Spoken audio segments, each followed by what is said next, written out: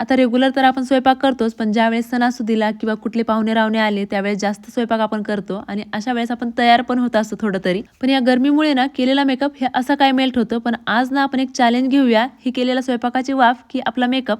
तर मी यूज करणार आहे फेसेस कॅनडाचं हायड्रा मॅट फाउंडेशन. यात आहे foundation plus moisturiser plus SPF 30 म्हणजे 3 in 1 फाउंडेशन, जे दिवसभर चेहऱ्याला हायड्रेट ठेवतं आणि अगदी लाईट वेट आहे, लावल्यासारखं अजिबात वाटत नाही. दिसायला तर एकदम फील आपल्याला पार्लर सारखा येतो, पण अगदीच चेहऱ्यावरती असं केकी वगैरे वाटत नाही. तर मेकअप लुक कंप्लीट करण्यासाठी मी यूज करते ही कॉम्फी मॅट वाव लिपस्टिक, जिचा शेड आहे मॅग्नेटिक शेड. आता बाकी गोष्टी तर तुम्हाला पण आणि मला सुद्धा माहित झाल्यात की ही लिपस्टिक ट्रान्सफर प्रूफ आहे, स्मच प्रूफ आहे आणि लाईट वेट सुद्धा आहे. तसं पटकन होणाऱ्या मेकअप मध्ये ब्लश आणि आयशॅडो म्हणून याचाच यूज करते आणि फायनल लुक तुम्ही इथे बघू शकता. चला त्यानंतर राहिलेलं आपलं जे पुढचं चॅलेंज आहे ते आपण कंप्लीट करून घेऊया. आता पुरणाचा स्वयंपाक किंवा कुठलाही जास्तचा स्वयंपाक आपण करत असताना तुम्हाला माहिती आहे वाफा वगैरे किती लागतात तर आणि किती उकाडा होतो. तर सध्या तर गरमी चालू आहे आणि ह्या एवढ्या गरमीत सुद्धा आता आपण बघूया की फाउंडेशन जे आहे ते मेल्ट झालेलं आहे की नाही. तर झिरो ट्रान्सफर रुमाल अजूनही पांढराच आहे. इतक्या वाफेत सुद्धा स्किन दिसते फ्रेश आणि मॅट, ना ऑइलीनेस ना बंक लुक. तुम्हाला जर का प्रोडक्ट हवे असेल तर कमेंट फॉर लिंक. बाय.